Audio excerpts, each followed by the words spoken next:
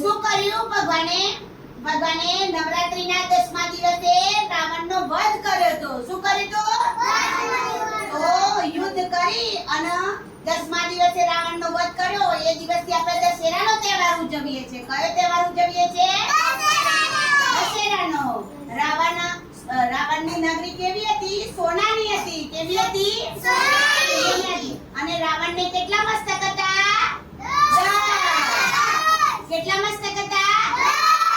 ભલે રાવણને 10 મસ્તક હતા, પણ રામચંદ્ર ભગવાને તેમના 10 મસ્તક કાપી નાખ્યા અને રાવણનો વધ કર્યો. બરોબર? એટલે એ દિવસથી આપણે દશેરો ઉજવીએ છીએ. દશેરાના દિવસે શું ખાઈએ છીએ? જલેબી અને ફાફડા. જલેબી અને ફાફડા. સરસ. તો આજે આપણે રાવણનું દહન કરશું.